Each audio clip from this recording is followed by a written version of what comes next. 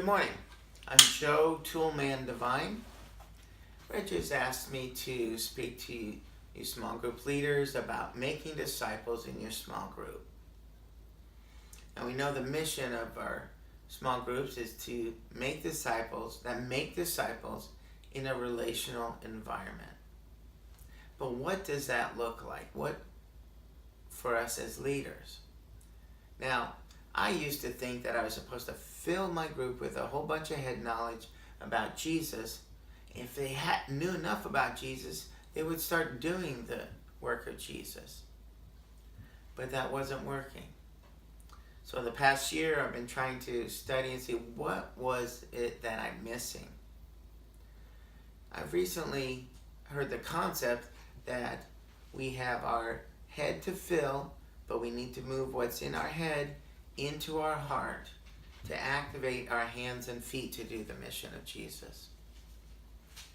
The great thing about it is that Lake City doesn't say, we want you to do this, now figure it out.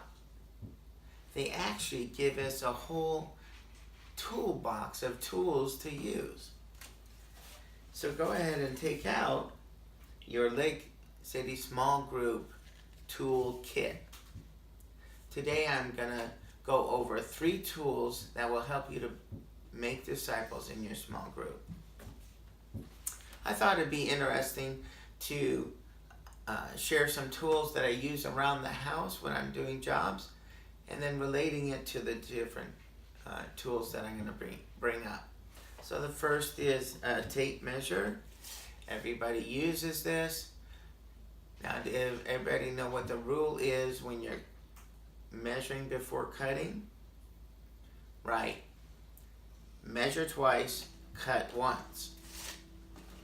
So, take your toolkit, go to page 3. Our first tool I want to highlight is your roster. So important to know not only who the adults are in your group, but who the children are. The next column is stage. That's the stage in their spiritual growth. An expectation is that we are to ask or be, as leaders, we're able to assess where our members are spiritually. Do they know Christ? Are they new to Christ? Are they just growing, learning? Are they maturing? Are they a parent? Are they already discipling others? That's something that we are required to be able to give an assessment for. The next column here is your prayer request. You want to know that what's important to your members, know what they're ask for their prayers, and you'll know what's important to them.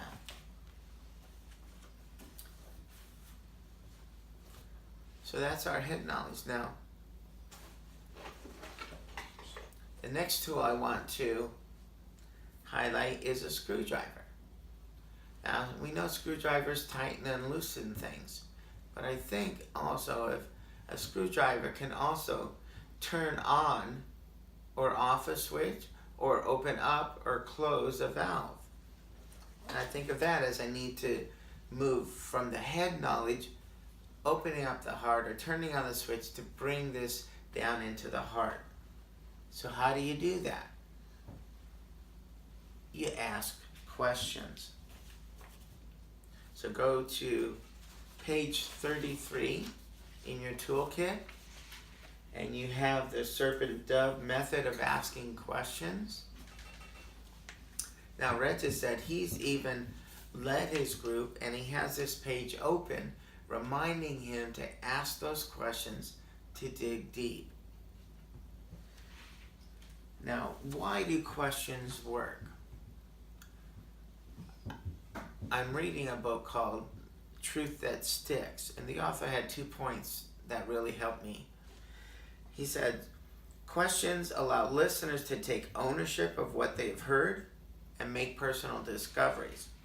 Questions unlock the heart and head on the way to activating the hands and feet in application. Now, page 32, you have 2 ways to lead a discussion. You can play ping pong, Leader asks a question, group answers. Leader asks a question, group answers. No. You want your members to be talking to each other, not just you asking the questions. How do you get that done? Well, here's some suggestions from that same author.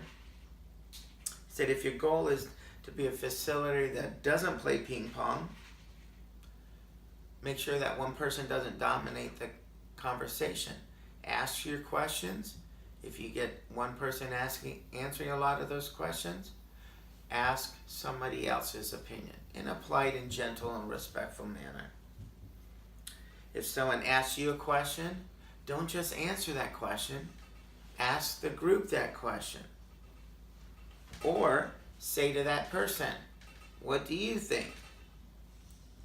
So if you ask a question and the group isn't talking back and forth, look down. I love that. Said it then forces them to look at someone else. So the last tool I want to emphasize here is a wrench. And this is where I think I really put my hands into it. I'm going to reef on something, going to use my muscle. I'm doing something. So, and for our small groups, what that means is our love ops. That's our service opportunities. One expectation or suggestion is that each group adopts a missionary to support, encourage, and pray for. But also, we're expected to do a service project together. You can certainly look at the list here. I'm going to say that you can look in at the group. Is there something that your group needs that you can love on each other? You can look at the church. What are the church's needs that you can love on the church? Look at your physical neighbor. Is their neighbor needs something that you can love on your neighbor? I'm going to highlight the need here at church. Recently, we had a handout of all the different volunteer opportunities at Lake City, and I'm going to highlight our Pathways team. Now, our Pathways team is Welcome Center, greeters, ushers, and security. There's a great need.